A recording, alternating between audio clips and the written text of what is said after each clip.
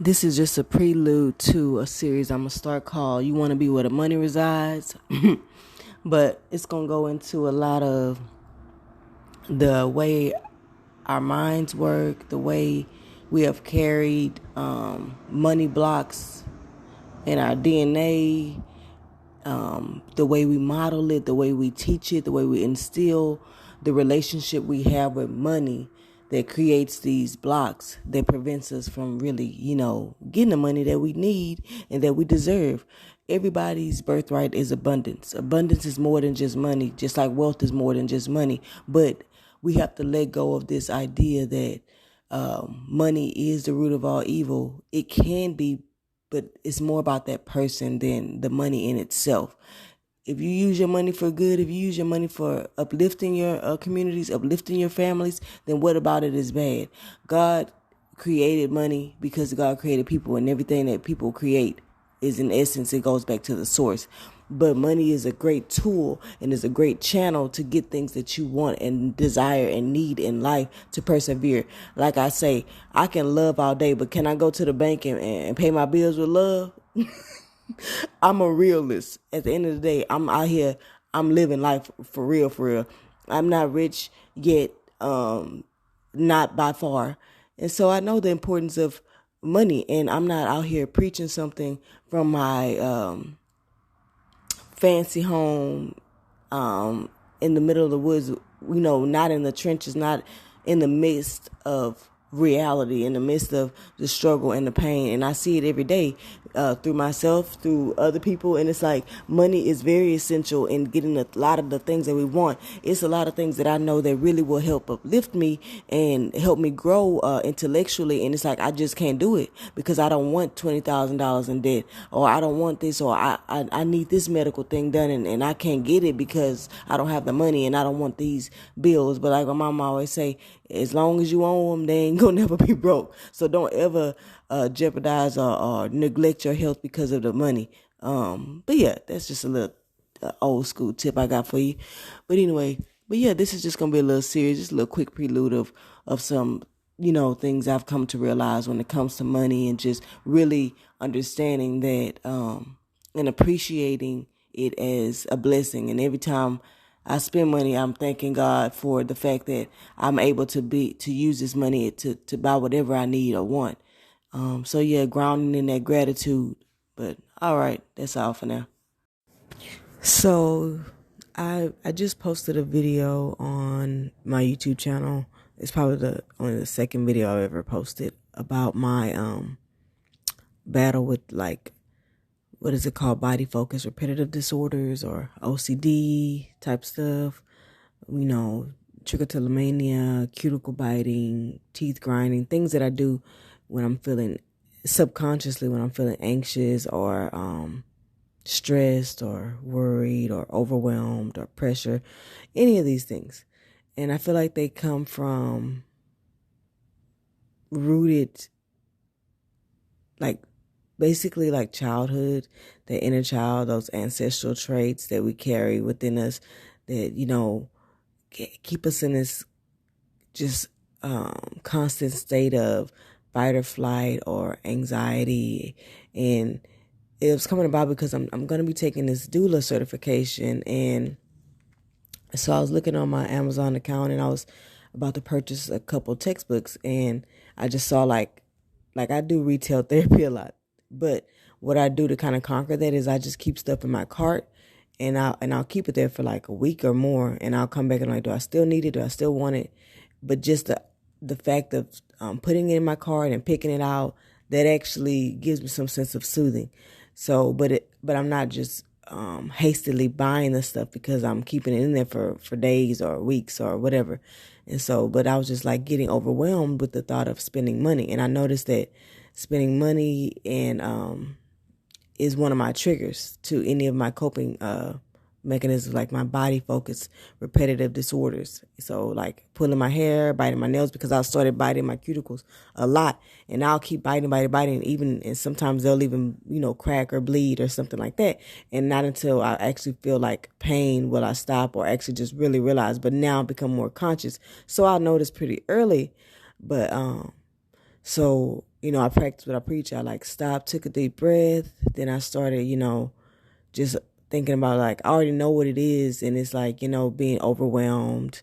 This is a new journey, trying to get this certification. It's a lot, trying to heal and taking in things, and that pressure of when you come from a low income, like life, like childhood, or, moments of feeling like you were in poverty, or, just coming from that low income, like money wasn't always just falling off a tree. Sometimes it was an issue or sacrifices that you had to make. So there is that fear of, man,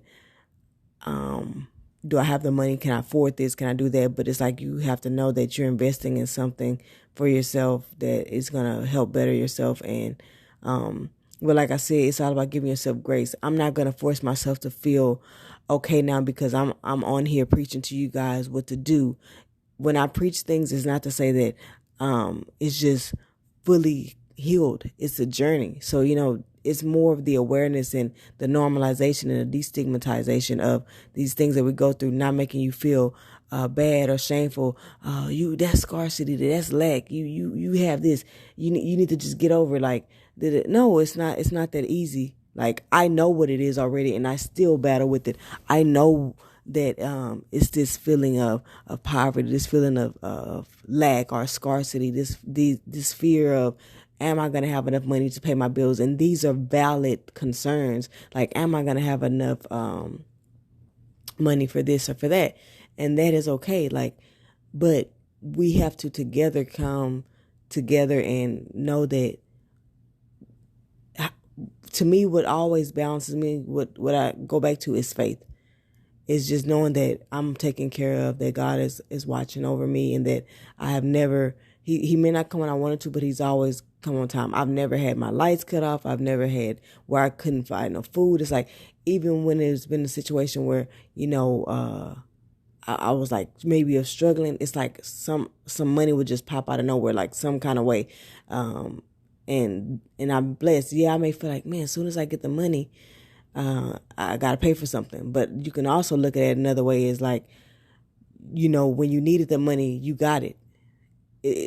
Everything is perspective and perception. So you can choose to look at it from like I don't know, what is it, glass half empty or glass half full, or you can look at it as glass half empty type of situation, and just know that it could have been, it's all about how you look at something that makes your, how you perceive it, and it makes life worthwhile or miserable. That's where the heaven on earth or the living in misery comes from.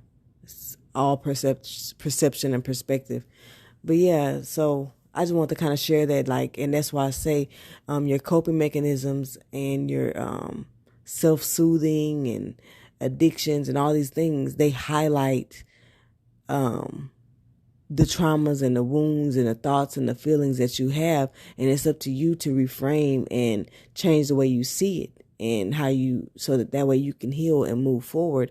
But like I said, it's not just a snap of a finger, or just as easy said as done. And knowing that just because you know that it's automatically going to be healed, no, it's the awareness you're bringing to. Yes, that's a majority of the effort, but it's just also giving yourself grace and taking patience, because it's one step at a time. You can't be conquering everything at once.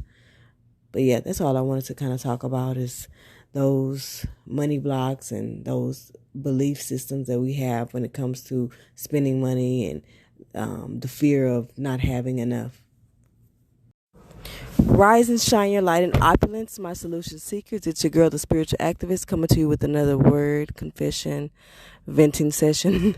So I'm doing some errands for my son's birthday party, and I was going to Walmart, and I was just looking for a spot, and then I, was just driving around, and then, I was waiting, and someone like right in the front was pulling out and pulled back in. I was like, ooh, blessings, thank you. And it just kind of made me think about how to like ground yourself in gratitude. So I follow someone called Rebel Flower on IG, and she said something that she heard. So, each one teach one, but she was like, she heard somewhere a girl say, What if one day you woke up and all you had was what you were grateful for, or thankful for?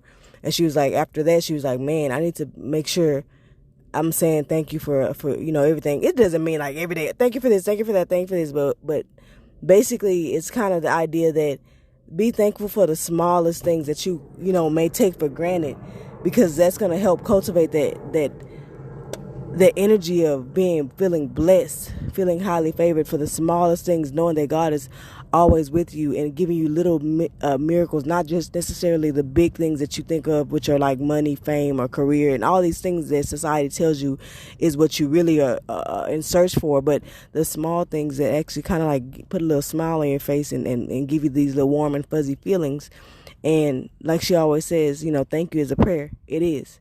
Because there's so much gratitude in saying thank you. And I just kind of want to share that little tidbit with you guys. So just start recognizing the small little miracles and the little blessings that you get throughout your day.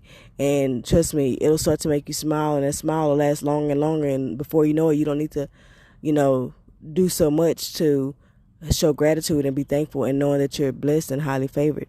But as always, someone who cares, a spiritual activist, peace, love, light, and healing energies. Be open to receiving them. I love you guys. Keep God first. Peace out.